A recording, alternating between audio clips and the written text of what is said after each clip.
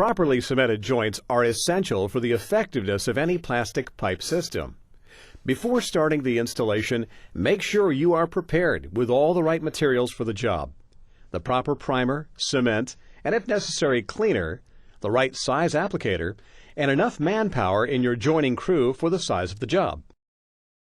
Start by cutting the pipe as square as possible using a power saw, miter box saw, or plastic tubing cutter. Check the end of the pipe to make sure it has been cut squarely. Remove inside diameter burrs or raised beads with an internal deburring tool, knife, or power beveling tool. Remove the burrs or raised beads on the outside diameter of the pipe by using a file, external deburring tool, or power beveling tool that will produce a 3/32 inch 10 to 15 degree chamfer or bevel. Now, with a clean, dry rag, remove any dirt, grease, shavings, or moisture from inside and outside the pipe, pipe bell, or fitting socket. All surfaces to be joined must be free of foreign material. This includes any chemical, paint, coatings, or any other residue around the job site. IPS has a variety of cleaners available for removing these types of materials. A good dry fit occurs when the pipe enters the fitting at least 1/3 to 2/3 of the way into the socket without being forced. This dry fit should not be too tight or loose enough to jiggle. A net fit occurs when the pipe bottoms into the fitting socket with no interference but without slop. Measure the fitting socket length and mark this distance on the pipe OD. To ensure the fitting has been fully inserted, add a couple of inches to this distance and make a second check mark on the pipe, as the primer and cement will remove the first mark. First, choose the proper applicator that will work best for your job. Either a dauber, paintbrush, or for large diameter pipe, a roller or swab. The applicator size should be approximately 1/2 the pipe diameter.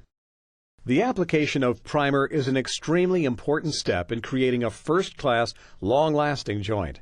Primer softens the joint area so the joint can fuse together. Without primer, fusion is often weak and a joint may fail. Before starting the installation, check the penetration or softening ability of the primer on a scrap piece by scraping a few thousandths of an inch.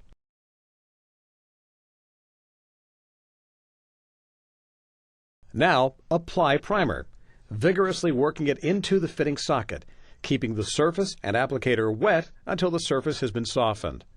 Remove any puddles. In the same manner, vigorously apply the primer to the end of the pipe, equal to the depth of the fitting socket.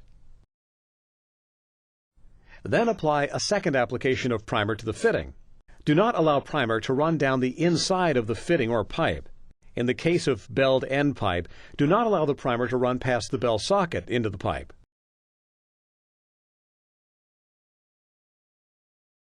With the proper size and type of applicator, while surfaces are still wet and without hesitation, apply the appropriate weld-on cement in a full, even layer onto the pipe equal to the depth of the fitting socket.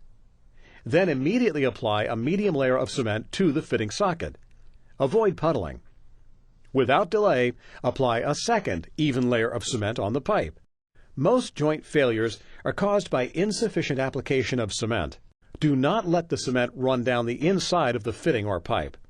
In the case of belled end pipe, do not let the cement run past the bell socket into the pipe.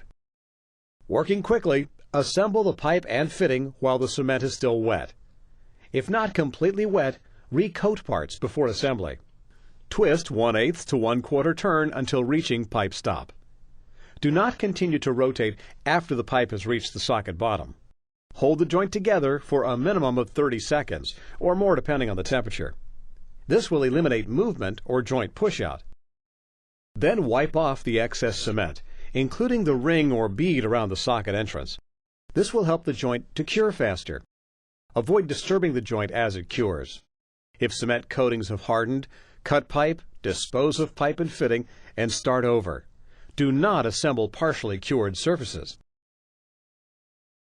Now, let's review the 4 basic principles of solvent cementing. Joining surfaces must be softened and made semi-fluid. Sufficient cement must be applied.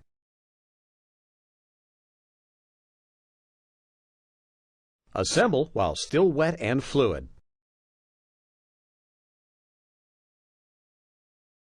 Joint strength develops as the cement dries. From the very beginning, IPS WELD-ON has been dedicated to serving you, our customers.